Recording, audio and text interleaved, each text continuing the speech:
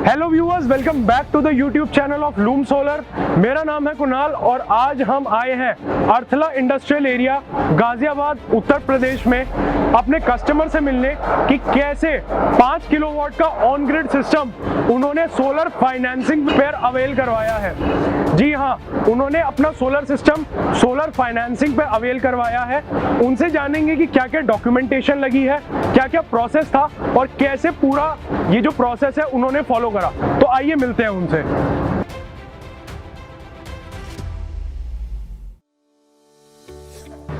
तो व्यूअर्स, जैसा कि मैंने आपको बताया था, हम आ चुके हैं अर्थला गाजियाबाद में और हमारे साथ हमारे कस्टमर खड़े हैं शंकर पाल जी।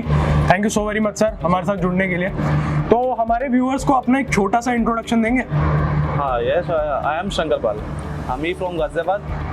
तो गाजियाबाद में आप सर कब आए थे? आप शिफ्ट हुए हैं या फिर यहाँ हमेशा से ही रहते हैं? मैं तो बचपन से, मेरे फादर हैं, ये सब छोटे से ही यहाँ पर, सबसे पुराने हम यहाँ पर ही पढ़ते हैं। Okay okay. साथ में और जैसे कि सर पीछे हम देख पा रहे हैं आपके घर के आसपास इंडस्ट्रीज बहुत ज़्यादा है। हाँ जी, इंडस्ट्री बहुत है यहाँ पर, पहले नहीं थी लेकिन अब क्या रोजगार के लिए बढ़ावा दे रहे हैं, तो यानी बाहर के लोग यहाँ पे भी काफ़ी रह रहे हैं, यानी बिहार साइड के, तो और यहाँ पर इसी वजह से इंडस्ट्री में ज़्यादा वो चल रहा है। ओके, सो इंडस्ट्री एरिया है तो यहाँ पे ऑन एन एवरेज सर बिजली का रेट क्या चल रहा है पर यूनिट? बिजली का पर 6 रुपये 6.5 रुपये। ओके, सो अभी जो आप अगर कंजम्पशन का दे रहे हो 6-6.5 रुपये हमारा मेरे कंजम्पशन पे तो पहुँच जाती है 7 साढ़े 7 पहुँच जाती है। Okay okay okay. So sir जो आपका सोलर सिस्टम है, व्यूअर्स को उसके बारे में थोड़ा सा बताइए। हाँ, ये हमारा ऑन ग्रिड सिस्टम है। यहाँ पर एक्चुअली क्या था, हम ऑफ ग्रिड सिस्टम नहीं ले सकते थे। तो सर ये जो सोलर फाइनेंसिंग या फिर ईएमआई होती है, सोलर ईएमआई, हाँ, इसको सोलर ईएमआई कह सकते हैं। मैं कह सकता हूँ। तो हमारे दर्शकों को बताएंगे कि असल में ये होता क्या है, क्योंकि ये जो कॉन्सेप्ट है अभी बहुत नया है, बहुत स्टार्टिंग से चलन में नहीं था। तो हमारे व्यूअर्स को बताएंगे असल में सोलर फाइनेंसिंग या सोलर ईएमआई होती क्या है। सोलर ईएमआई, हाँ, वही मैं स्टार्टिंग से दोबारा बताता हूँ कि अगर आप गवर्नमेंट से लेते हो, गवर्नमेंट में आपको अप्लाई करना पड़ता है इसी चीज़ के बारे में कि आप ले रहे हो। स्टार्टिंग में क्या है, ऑफ ग्रिड में तो आपको ईएमआई पे इसमें नहीं मिलता। ओके। फिर आपको मेनली आप बैंक से कुछ बताकर तभी आप उसको पैसे मिल सकते हैं, उससे आप यूज़ कर सकते हो। ओके। रियल में अगर इसी के पर्पस के तौर पे अगर आप लोगे तो आपको दिखाना पड़ेगा कि आपका ऑन ग्रिड सिस्टम है कि नहीं है। फिर उसके बाद अगर बैंक के थ्रू लोगे तो बैंक के थ्रू क्या, फिर आप कुछ और चीज़ बता के वो पैसे ले लिए, फिर आप उसको यूज़ कर लिया, तो वो बात अलग है। ओके। अदरवाइज अगर आप गवर्नमेंट से लोगे तो आपको तब लगवाने से पहले, मैंने अभी जो है देखा है कि लगवाने से पहले आपको अपने बिजली घर में बात करनी पड़ेगी जी। उसके थ्रू आपका नेट मीटर का भी इशू वो बताएंगे, कैसे कैसे क्या करानी है, प्लस क्या क्या अर्थिंग करानी है, कैसे कैसे वो सजेशन देंगे, उस तरीके से आपको काम कराना पड़ेगा। तो व्यूअर्स, ये ध्यान देने वाली बात है कि जो हमारा सोलर फाइनेंसिंग है वो सिर्फ ऑन ग्रिड सोलर सिस्टम के ऊपर ही अवेलेबल है, वो ऑफ ग्रिड सोलर सिस्टम के ऊपर अवेलेबल नहीं है। तो शंकर पाल जी, मेरा अगला क्वेश्चन ये है, आपने ये बताया कि सोलर फाइनेंसिंग ऑन ग्रिड पे अवेलेबल है। हाँ। तो इसकी प्रक्रिया क्या है? अगर किसी को सोलर फाइनेंसिंग करवाना है तो एक एक करके वो क्या क्या स्टेप फॉलो करें? सबसे पहला स्टेप तो यही है कि आपको वहाँ पे अपने बिजली घर बैठता है जिसे कहते हैं, यहाँ से आपको, तो वहाँ पर आपके अधिकारी से बात करनी पड़ेगी। जेई से सब कुछ वो परमिशन लेनी पड़ती है, जेई सब पास कराता है, तो आपको जेई से वो परमिशन लेनी पड़ेगी। वो टोटल डॉक्यूमेंट आपको वहाँ से बनवाने पड़ेंगे। फिर वो आपको अपने बैंक में भी दिखाने पड़ेंगे। तो बैंक में दिखाने के बाद जब आपको वहाँ से बैंक वो अप्रूवल करेगा कि हाँ आपका इतने का सब्सिडी का आपको मिल सकता है। पूछताछ पूरी करी जी, ज्ञान पूरा लिया कि हाँ से किस चीज़ से क्या होता है क्या नहीं होता, लेकिन जो मुझे लगा शॉर्ट कि हाँ ये मेरा इजी तरीके से हो सकता है जी, तो मैं उस तरीके को क्यों बेकार में हार्ड ले भाई जी। तो सर जैसा आपने बताया कि आपने सरकारी बैंकों में भी बात करी थी। हाँ। इस टाइम सरकारी बैंकों के अलावा और क्या क्या ऑप्शन है कि अगर मुझे सोलर फाइनेंसिंग करवानी है तो मैं किन किन बैंकों को, या फिर अगर कोई प्राइवेटली भी सोलर फाइनेंसिंग अवेलेबल करवा रहा है तो वो कौन कौन करवा रहा है? मेरे अकॉर्डिंग मैं अपना बता देता हूँ, मेरे जो एक्सपीरियंस रहा था, तो मेरे हिसाब से कि आपके पास काफ़ी ऑप्शन नहीं यूज़ हो सकते अगर आप बैंक, अगर प्राइवेट आपका अकाउंट हो जी, प्राइवेट बैंक में अगर आपका अकाउंट है तो आप वहाँ से ज़्यादा यूज़ कर सकते हैं इन चीज़ों का। ठीक है। इंस्टा लोन भी आपको हैंड टू हैंड मिल जाएगा, इंस्टा लोन का भी यूज़ आता है। उसके बाद क्या ईजी ईएमआई पर, वो तो आपको ऑलरेडी आप यूज़ कर सकते हो, अपने आपका क्रेडिट कार्ड है तो उसके थ्रू। बाकी आपके उस पर भी ईएमआई का ऑप्शन है, तो वहाँ से भी आप सेलेक्ट कर सकते हैं इस चीज़ का। सबसे शॉर्ट और सबसे ईजी यही तरीका दिखा जी। कि आप इंस्टा लोन का यूज़ कर सकते हैं, वहाँ से भी पेमेंट कर सकते हैं, वरना आप क्रेडिट कार्ड से अपना यूज़ कर सकते हैं यूटिलाइज, अगर आपकी इतनी क्रेडिट कार्ड की कैपेसिटी है। ओके, तो सर मेरा अगला क्वेश्चन ये है कि अगर मेरे को सोलर फाइनेंसिंग अवेलेबल करवानी है तो क्या क्या एलिजिबिलिटी क्राइटेरिया है कि मेरे को ये फॉलो करना पड़ेगा, मेरे को तभी सोलर फाइनेंसिंग मिल पाएगी? हाँ, सोलर फाइनेंसिंग में अगर आपको सोलर फाइनेंसिंग आप करवा रहे हो बैंक के थ्रू, तो आपके जो भी जनरली जितना भी आपका इक्विपमेंट इसमें यूज़ हुए हैं, यानी कि एक छोटे से नट बोल्ट से लेकर हर एक चीज़ तक आपका जितना भी आपने इसमें यूज़ करवाया है, आपका उसका बिल होना चाहिए। ठीक है। कि इस अमाउंट के जरिए आप वहाँ पे अपना वो दिखाओगे कि हमारे को इतना अमाउंट आपको चाहिए कि इसमें आपको सोलर में आपको इतना खर्च हो रहा है, तो उसी हिसाब से बनवाओगे आप। हाँ। तो आपको जैसे हमने लूम सोलर से यूज़ करा, तो लूम सोलर से जितना भी आपने इक्विपमेंट लिए हैं, या पैनल हो, आपके इन्वर्टर हो, या आपके एमसीबी हो, चाहे एसीटीवी बॉक्स हो, चाहे आपके और अगर अर्थिंग की किट हो, सब कुछ वगैरह। और बिल के अलावा और क्या क्या एलिजिबिलिटी क्राइटेरिया है? फिर आपकी प्रॉपर्टी कितनी बड़ी है। ठीक है।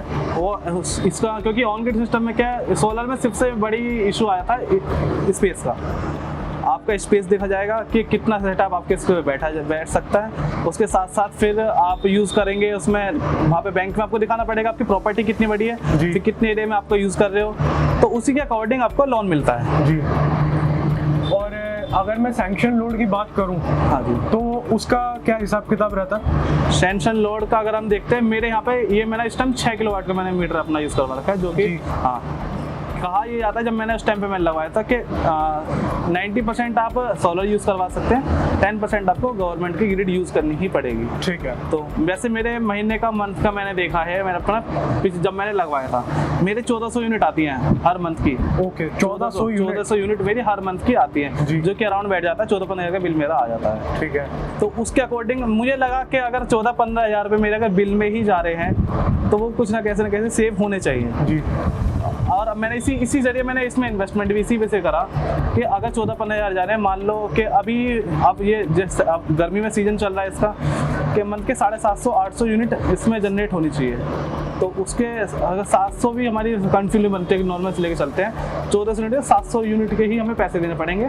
700 के बाद आपके कम हो जाएगा। इसमें एक चीज़ और है, आप जैसे मान लो हमने 1400 यूनिट है, 1400 यूनिट क्या 150 यूनिट के इतने पैसे लगते हैं। आपने अगर नेट मीटर का बिल देखा होगा, तो मैंने देखा है 150 यूनिट के इतने पैसे 5.5 रुपये, फिर ऊपर से 150 यूनिट के आपके 6 रुपये यूनिट हो गए, फिर वहीं से अगर और 150 यूनिट हो गए तो फिर 6.5। इस अकॉर्डिंग बढ़ते, मतलब 0 से 150 तक। हाँ, 5.5 रुपए, 150 से 300 तक थोड़ा और बढ़ के, और उससे ऊपर और बढ़ के, और ऊपर बढ़ के, इस अकॉर्डिंग वहाँ पे बिल बन के आता है। मैं पहले मुझे समझ भी नहीं आया था नेट मीटर का बिल, लेकिन जब मैंने देखा सही से मुझे समझ ही नहीं आया था, और फिर मैंने वहाँ पे अधिकारी हैं तो उनसे पूछा कि कैसे कैसे ये बिल बना है, तो फिर उन्होंने मुझे बताया कि ऐसे ऐसे आपका ये बिल बना है, तो उसके अकॉर्डिंग। लेकिन एक्चुअली क्या था, जनरली मैंने 5 किलोवाट का लगवाया, मेरे जब ये पैसे पूरे हो जाएंगे और जब मुझे लगे कि हाँ मैं प्रॉफिट में चल रहा हूँ, तो मैं अपना 2 किलोवाट और लोड बढ़ाऊंगा। ओके। हाँ, मुझे अपने 4 पैनल और सेटअप करने हैं, आराम से इजीली बैठ जाएंगे। अब देखो 4 पैनल और आराम से आ जाएंगे। तो मतलब आप इसको अभी से एक्सपैंड करने का सोच रहे हो? एक्सपैंड करने में पूरा सोच रखा है। हाँ। तो शंकर पाल जी, मेरा अगला क्वेश्चन ये है कि आपने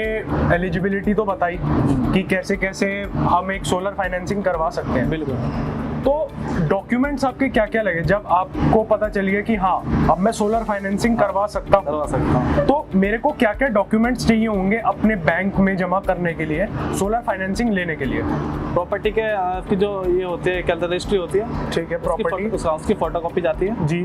फिर आपके अकाउंट की डिटेल जाएगी, जो टोटल इसमें जो अकाउंट से आप यूज कर रहे हो जी, आपके टोटल आईडीज आएंगी, आधार कार्ड, आपके पैन कार्ड, ये सब यूज होंगे। फिर उसके साथ साथ आपका क्रेडिट स्कोर का सबसे बड़ा मेन फर्क पड़ता है चीज। Okay okay. तो इसमें क्रेडिट स्कोर मिनिमम कितना होना चाहिए? क्रेडिट स्कोर देखो नॉर्मली लोगों के 760 780 तो रहते ही रहते हैं जी, लेकिन 760 पे भी आराम से इजीली बैंक करा देता। अगर आपकी पहले आपने कोई ईएमआई यूज करी है, उसमें आपने 100% आपने अपनी ईएमआई को प्रॉपर पे करा है, रीपे ऑन टाइम करा है, ऑन टाइम करा है। और मेरे अकॉर्डिंग मैं अपने देखो, मैंने जहाँ तक करा, मेरा अभी तक जितने भी करा है 100% पे चल रहा है। इसी वजह से मुझे कहीं दिक्कत नहीं आई 1% भी।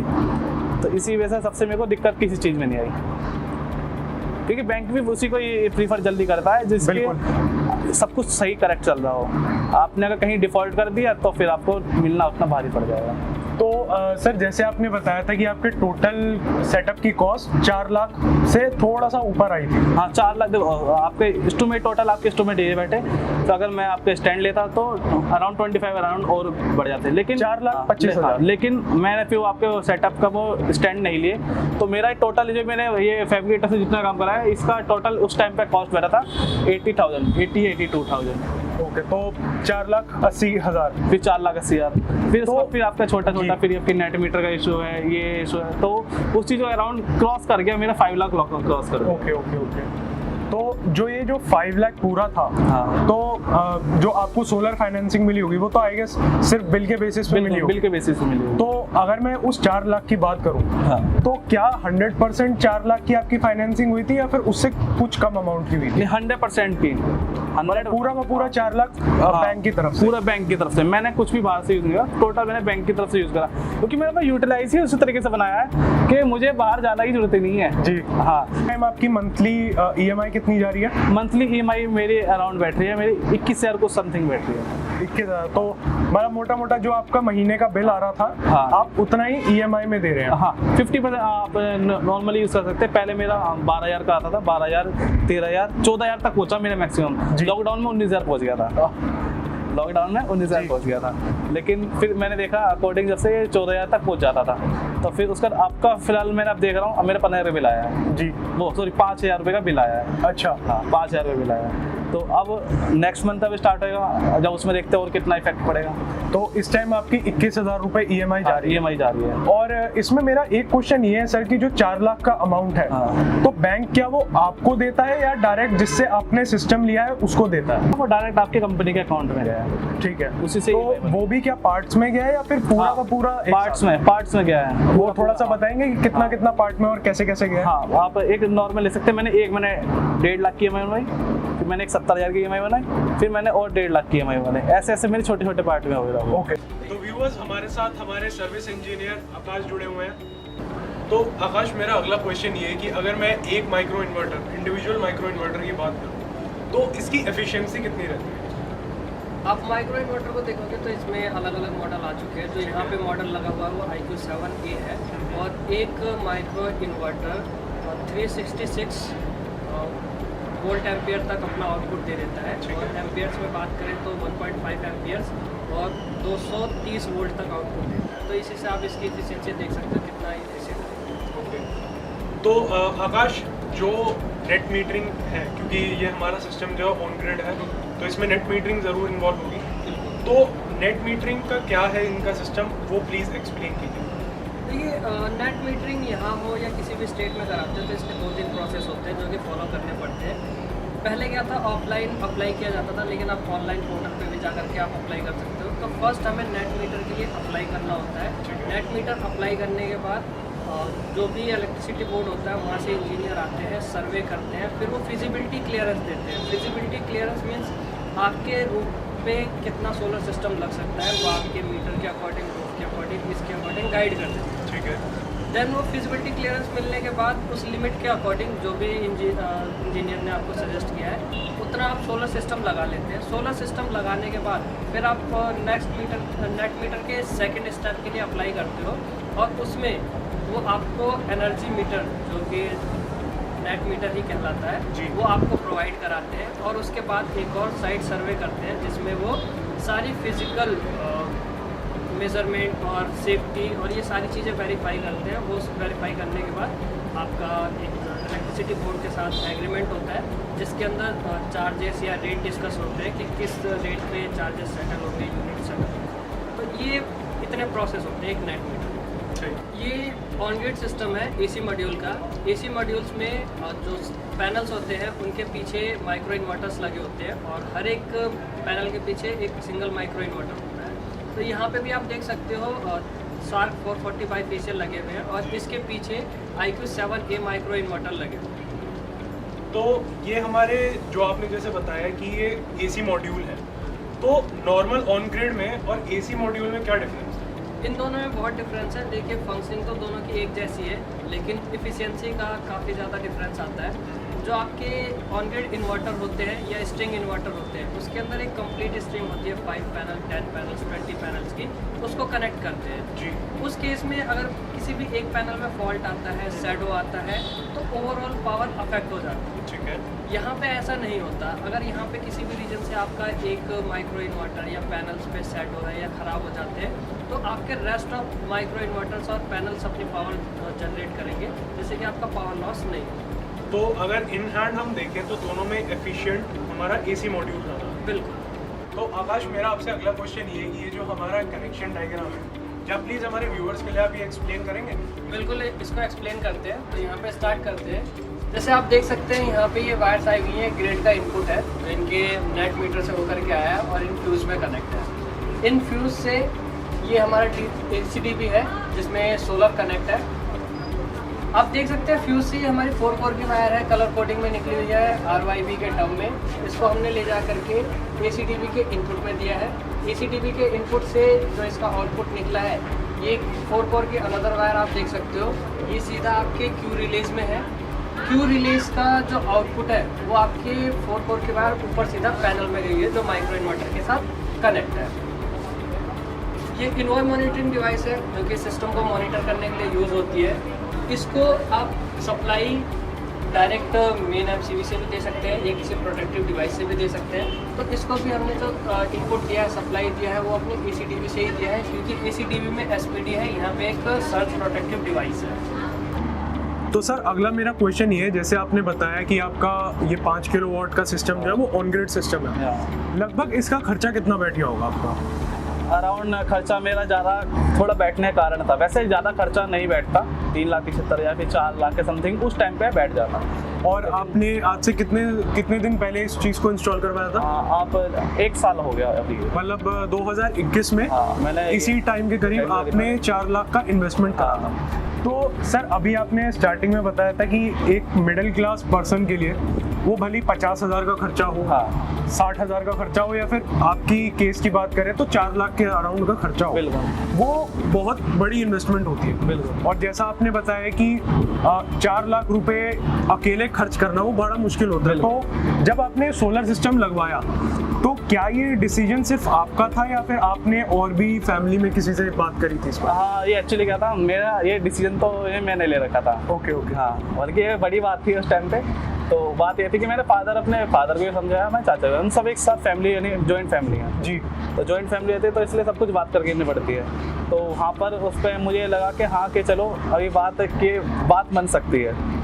तो मैं उस चीज़ को कैंसिल नहीं करना चाहता था कि पोस्टपोन ना हो बात।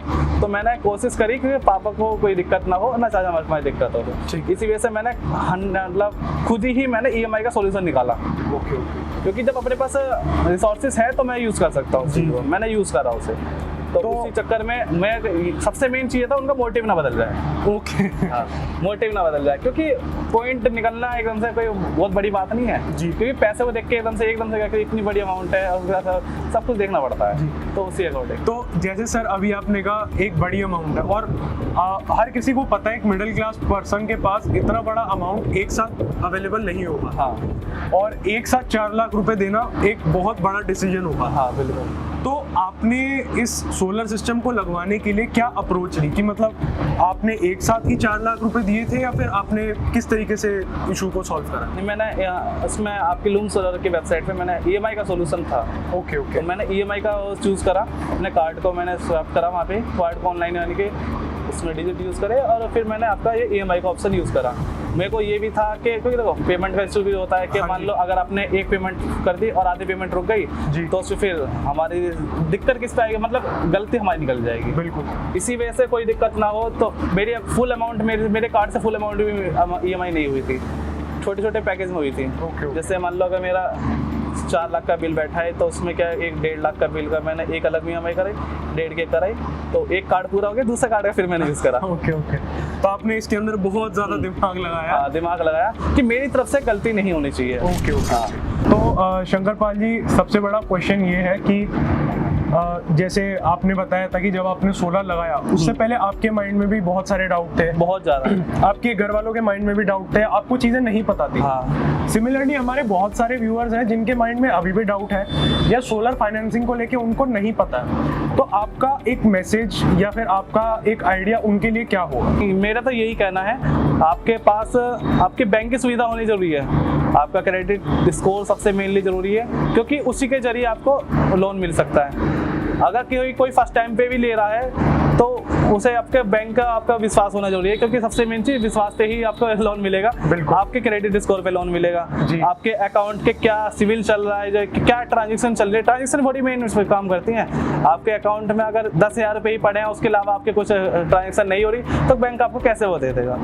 आपके अकाउंट भी चलते रहना चाहिए, ताकि हाँ बैंक को लगे कि आपका सर्कुलेशन आपका चल रहा है अच्छा। उसके साथ साथ आपके देखो बैंक इजीली दिलाने फ्रॉडबाजी में बहुत रहते हैं, लेकिन क्या फ्रॉडबाजी चक्कर मत पड़ो, अपने सीधे बैंक के अपने डायरेक्ट मैनेजर से बात करो, या फिर आपका कोई यहाँ पे एम्प्लॉई हो जिसने आपके बैंक अकाउंट खोला हो, तो वो भी आपको बता देगा चीज़ के बारे में कि कैसे कैसे आपको क्या करना है।